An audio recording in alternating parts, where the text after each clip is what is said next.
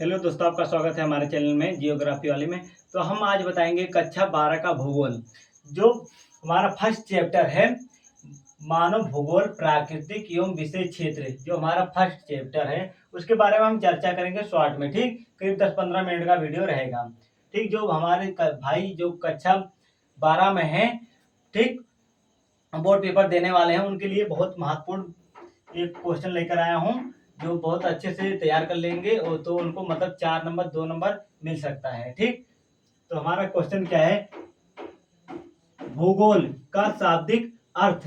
भूगोल का शाब्दिक अर्थ और अवधारणा। ठीक, भूगोल का शाब्दिक अर्थ व अवधारणा। तो हम देखेंगे क्या है। ठीक, भूगोल शब्द हिंदी भाषा के भू, मतलब भूगोल शब्द जो है वो हिंदी भाषा के भू तथा तथा गोल, भू तथा गोल दो पदों से मिलकर बना है। कितने पदों से? 2 पदों से मिलकर बना है, भू तथा गोल। जो भूगोल का हम जब तोड़ेंगे तो भू तथा गोल जो 2 पदों से मिलकर बना है, जिसका अर्थ है क्रमशः पृथ्वी व गोल है। मतलब कि जो जो क्रमशः उसका मतलब जो अर्थ है वो पृथ्वी व गोल है। इस प्रकार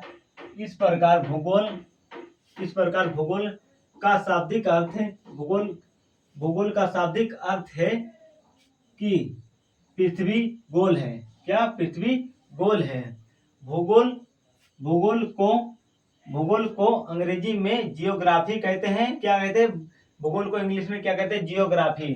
भूगोल को इंग्लिश में कहते हैं जियोग्राफी कहते हैं। जियोग्राफी शब्द की उत्पत्ति, जियोग्राफी की शब्द की उत्पत्ति यूनानी, इसको याद रखिएगा, यूनानी भाषा के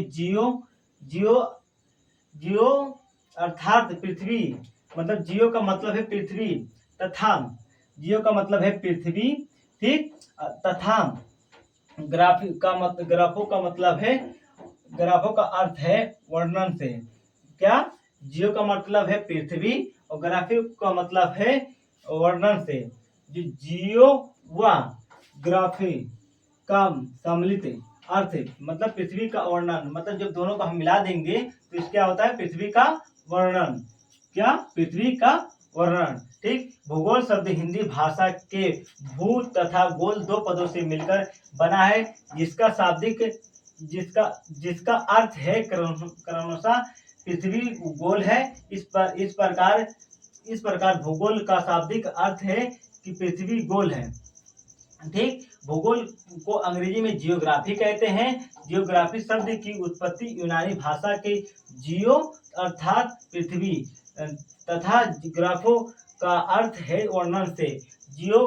जियोग्राफी का सम्मिलित अर्थ है पृथ्वी का वर्णन। ठीक, क्या? पृथ्वी का वर्णन से। ठीक, अब देखेंगे हम एक स्टार जो लगाए हैं, मतलब बहुत इंपॉर्टेंट है, इसको इसमें लिख देंगे तो बहुत अच्छा रहेगा। ठीक, यूनानी विद्वान एरोस्थनीज ठीक को भूगोल के जनक के रूप में जाना जाता है। एरोस्थनीज जो है भूगोल के जनक के रूप में जाने जाते हैं, ये भूगोल के जनक भी हैं।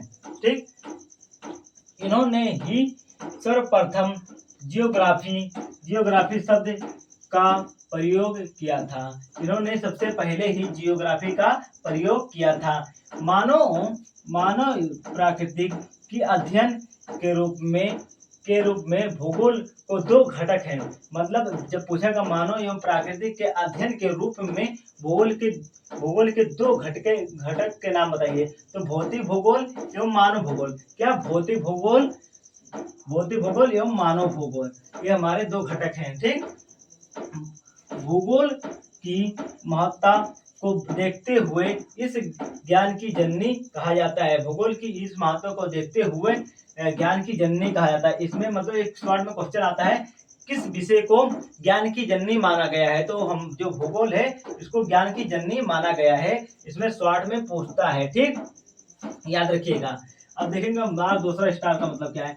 भूगोल के आधुनिक स्वरूप, मतलब भूगोल के आधुनिक स्वरूप मतलब पहले। ठीक, 1750 से लेकर 1850 ईस्वी के जनक हम हम्बोलेट व रीटर को माना जाता है। मतलब कि इनको इनसे पहले एरिस्थोनीज से पहले इनको हम्बोलेट और रीटर को माना जाता था कि भूगोल के जनक हैं। ठीक, हम देखेंगे मानव भूगोल।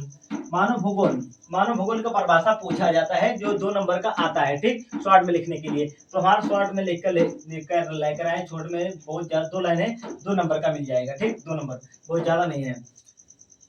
मानव भूगोल व विज्ञान है। मानव भूगोल व विज्ञान है जिसके अंतर्गत मानव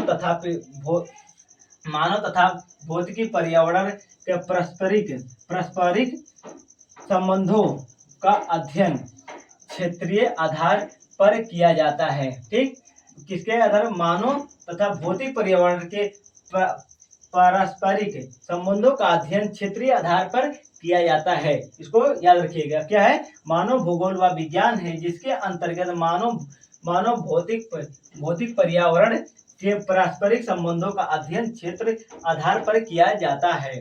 ठीक, याद रखिएगा।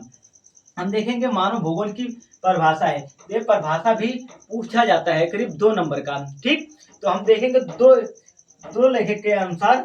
ठीक, उनके अकॉर्डिंग देखेंगे। बहुत छोटे छोटे एक लाइन में है और 2 नंबर आपको दिला सकता है। ठीक, वो परिभाषा पूछा जाता है। ठीक, 2025 में मैं भी पेपर दिया हूँ, उसमें पूछा गया था। ठीक, मानव भूगोल के जनक रेडजल। ठीक, रेडजल, एलन सी सेम्पुल, ये 2 हैं। एलन सी सेम्पुल, इनको हम दोनों के बारे में बताएंगे। तो हम पहले देख लेते हैं रेडजल के अनुसार। ठीक, रेडजल के अनुसार मानव भूगोल व विज्ञान व मानव भूगोल मानव समाज, मतलब मानव भूगोल मानव समाज और धरातल के बीच संबंधों को संश्लेषित अध्ययन है। मतलब मानव भूगोल और मानव समाज और धरातल के बीच संबंधों का संश्लेषित अध्ययन है। ठीक, इसको हम अपने मतलब बनाकर नहीं लिख सकते हैं। जैसे इनके अकॉर्डिंग दिया है उनके अकॉर्डिंग ही लिखना पड़ेगा, नहीं तो नंबर नहीं मिलेगा। ठीक, अब देखेंगे एलन सी सेम्पुल के अनुसार मानव भूगोल अस्थिर पृथ्वी, मानव भूगोल और अस्थिर पृथ्वी। ठीक, क्रियाशील मानव के बीच परिवर्तनशील संबंधों का अध्ययन किया जाता है। मतलब मानव भूगोल अस्थिर पृथ्वी है। ठीक, और क्रियाशील मानव के बीच परिवर्तनशील संबंधों का अध्ययन है। ठीक, इनके अकॉर्डिंग है। ठीक, एनएल से तो ये मतलब करीब 4-5 नंबर का क्वेश्चन लेकर आए थे। क्या क्या है? भूगोल का शाब्दिक अर्थ का अवधारणा। ठीक, उसके बाद मानव भूगोल के बारे में बता सकते हैं। मानव भूगोल किसे कहते हैं तो उसको बता सकते हैं। मानव भूगोल की परिभाषाएं जो रेडजल और से जो मतलब पूछेगा मानव भूगोल की परिभाषाएं दीजिए, तो किसी एक अकॉर्डिंग किसी लेखक के अनुसार लिख सकते हैं आप, जो जिससे आप इसको भी लिख सकते हैं, इसको भी एक ही लिखना। ठीक, नहीं दोनों मत लिखने जाना कि नहीं तो टाइम का बचत नहीं हो पाएगा। जय हिंद दोस्तों, मिलते हैं अगले वीडियो में। ऐसे शॉर्ट वीडियो को देखने के लिए हमारे चैनल को सब्सक्राइब करिए। मिलते हैं अगले वीडियो में। जय हिंद दोस्तों।